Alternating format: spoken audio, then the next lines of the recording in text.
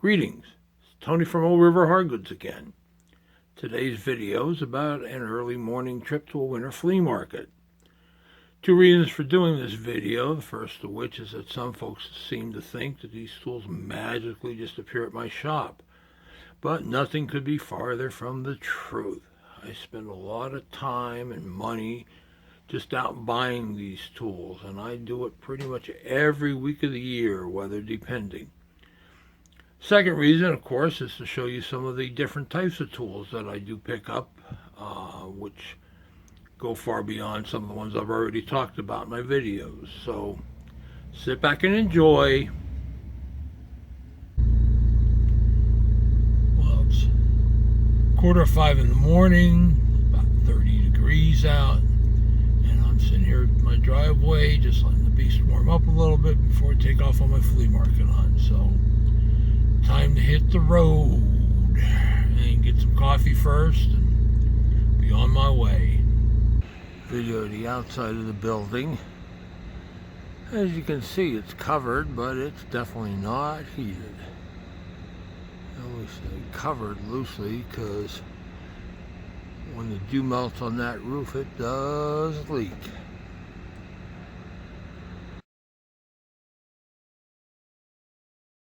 On the inside.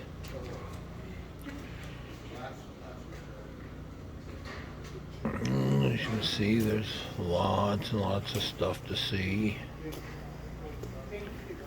Tools. Some more tools and knives and stuff like that.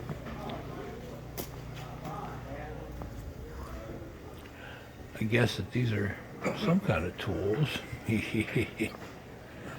But there's a lot of empty spaces because of people passing away and COVID and all that stuff. And there's another section that runs parallel to this, and that's completely empty today. And like 5 years ago, this place would have been filled front and back on a day like today. It's just getting tougher and tougher to find stuff. This guy has a lot of knives and ammunition and gun parts. Now here we are heading back to the shop. I see the sun starting to rise a bit out here. Yeah, it's not a bad day. 32 degrees, no wind. That's Fahrenheit, 0 Celsius for those who don't speak English.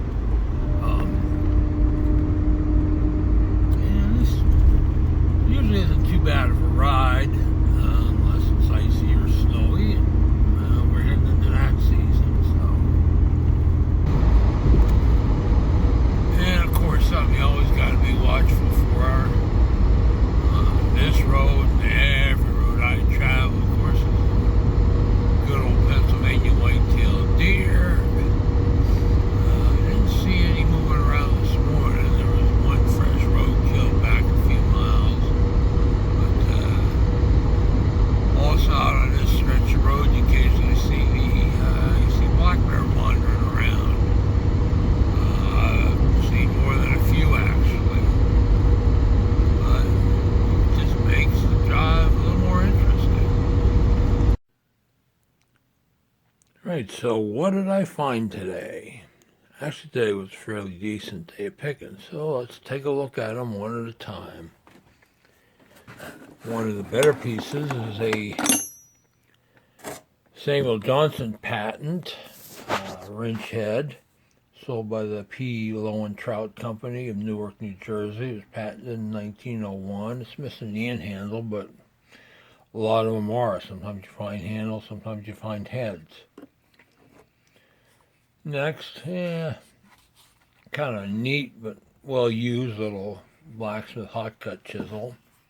Everybody gets on my case because I call them hot cuts. They say, no, it's a cold cut, but hot cut, cold cut, it'll still slice it when it's hot. Here we got a little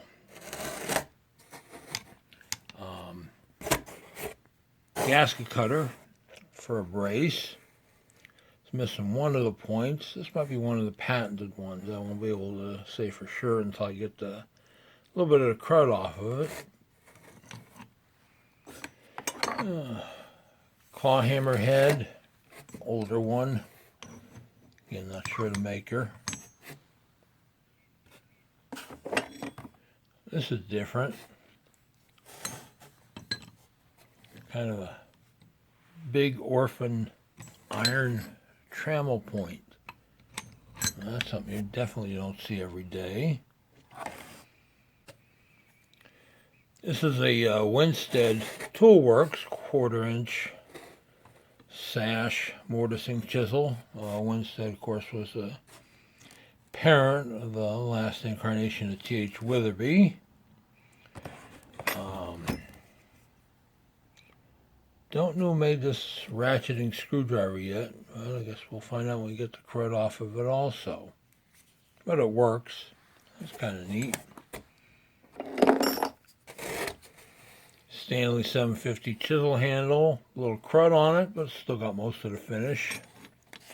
Always buy chisel handles. Always buy chisel handles. A couple of Yankee brace bits. One's looks like for a 30, one for a 130, but I always buy orphans and put them together in the sets. Rod for a duplex rabbit and Philister plane. It could be Stanley, could be one of the Miller Falls or Craftsman or one of the Sargent ones. Won't know till I stick it in the hole, but again, one of those parts, if you ain't got it, you're always in trouble. So, another Yankee bit. That one looks for a 135 or 35, the smaller one. A New Haven edge tool. It's 1 3/4 inch, I think. No, is it 2? No, 1 3/4 inch. Paring chisel. Unfortunately, the socket's got some carnage, so that's going to take some serious work to get around, but there's still a little meat left in there, so we should be good. Nice early hand vise. Fancy nut on it. Again, I don't see a maker, but maybe just have to stamp something on there. That's a joke. This one is you can see it. I'm trying out some new lights here, but this is a Darling Brown and Sharp Machinist Tri-Square. DB&S were the predecessors of course, the current Brown and Sharp. You don't see too many rule ones around, that's for sure. Well, you don't see too many tools around anymore. In any case,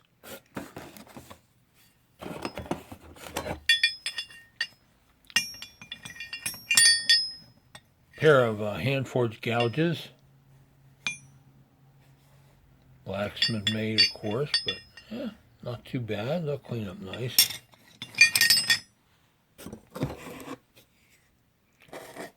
Stanley 53 adjustable spoke shave, missing the blade and with a lot of paint on it, but one of these days I'm going to find the box that has all the missing Stanley spoke shave blades in it.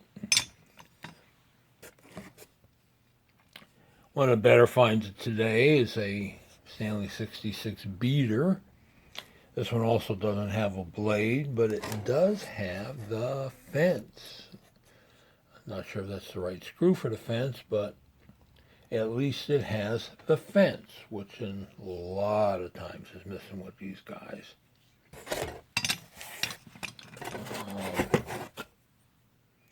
So Starrett drill index number 187.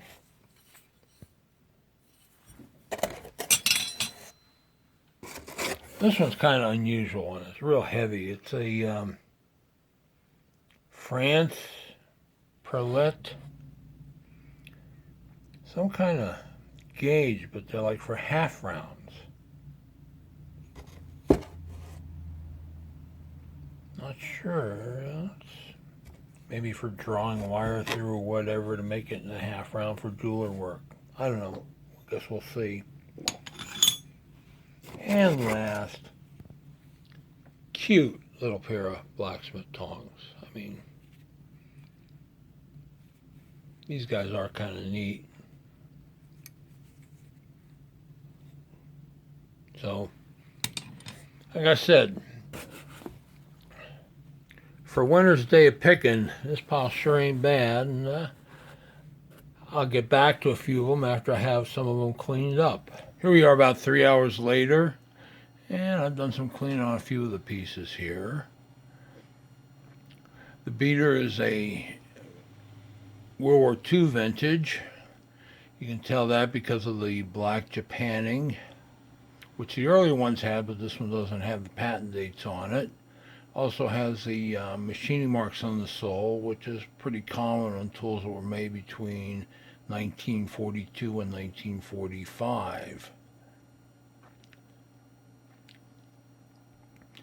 Screwdriver just says made in USA. It still needs a little more work. The circle cutter is a Gruger out of Lancaster, PA, early patent model. It does have the hand-struck rulings on the bottom. Those are pretty collectible, and I've had a couple of those over the years. The plate is a wire drawing plate, French. They made these in various different sizes and shapes. This one half moon. I've seen triangular ones, circular ones. Of course, the tri-square, which is a darling brown and sharp, came out fairly good for the age. Not too much in the way of patina. I remember these guys used to sell for some crazy money, but not anymore. Of course, the blacksmith tongs. Again, they got some patina, and the grating from the wrought iron is visible on them, but they're still usable. Kind of a neat tool as far as I'm concerned. And the hand vise, this was made by Bleckmann. Well, Bleckmann was actually an importer who worked out in New York. He brought a lot of German tools over, and you do see their tools from time to time. Hand vices, a lot of braces, and I've seen bits and other tools, but not as pretty as I'd like, but these guys are sure getting harder to find. Next up is the iron trammel point. That cleaned up pretty well. Wish I had the other one, but what are you going to do? And last is the Starrett drill point gauge. That one didn't need hardly any work at all, which is good, because since it's been 2 hours on something like this.